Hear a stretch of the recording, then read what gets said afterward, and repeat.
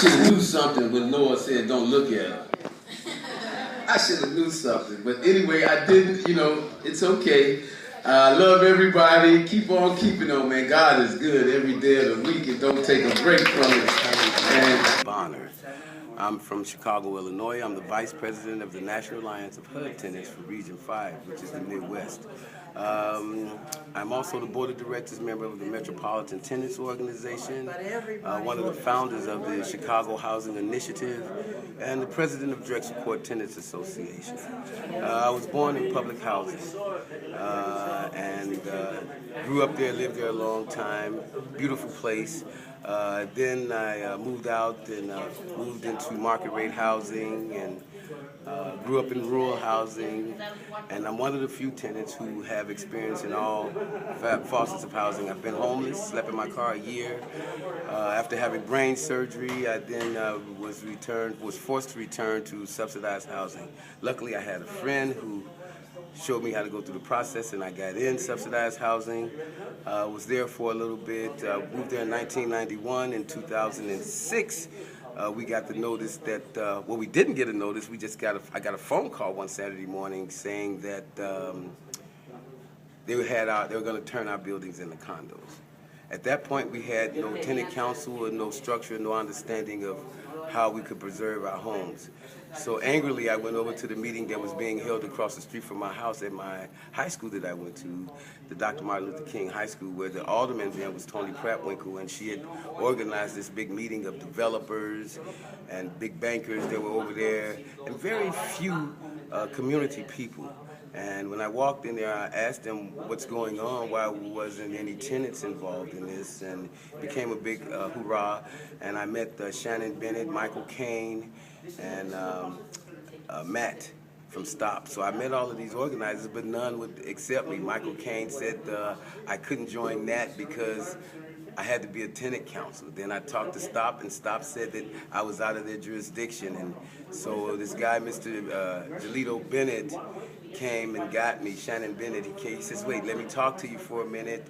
He came and helped us organize immediately. That was June the 6th, 2006, and June the 9th, June the 6th, he gave us the structure on how to organize. So immediately I came home, made out a petition, went door to door. We got 99% of the signatures, and at that moment I took it back to him, and he says, wow, you did this in a day. So by the 9th of June 2006, we were organized and formed and were setting up our board. Shortly after that, 2 weeks later, Mr. Bennett called me and asked me would I like to come to Washington, D.C. to the NAHT conference, which was held at the Gallaudet.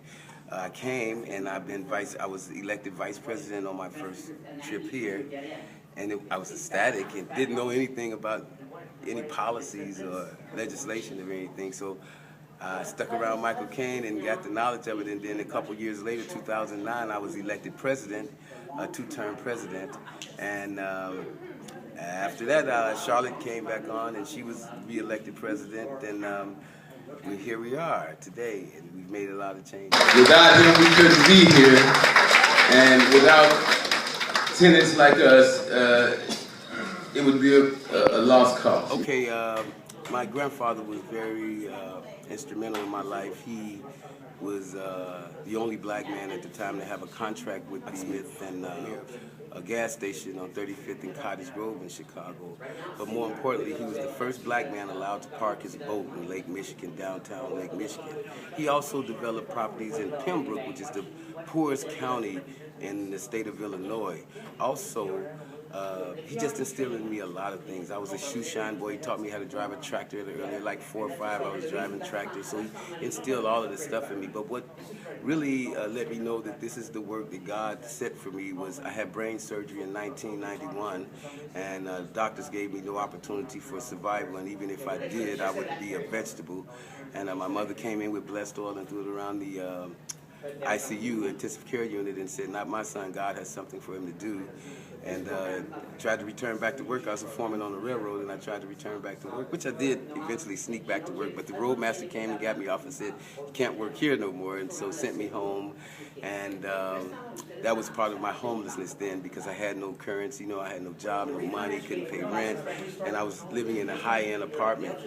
And so my passion came when they were just not treating people right. They were not treating people like people, more like property, more like expendable property. We can get rid of you at any time. And then we had bad managers who even tried to evict her own sister out of public housing. I mean, out of the subsidized building, Drexel Court. But she stood up and fought against her, and she couldn't force her out. HUD stepped in and told her that she couldn't force her out. She could move her around in the courtyard, but because she was the vice president of the Drexel Court, she could not move her because she had helped establish. She was one of the founders of it.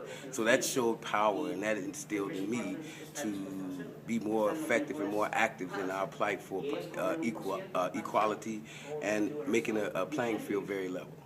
You know what I mean? So I appreciate the award. I mean, I am blown away, man. Ain't no fun when the rabbit got the gun. Thank you, y'all. Thank you.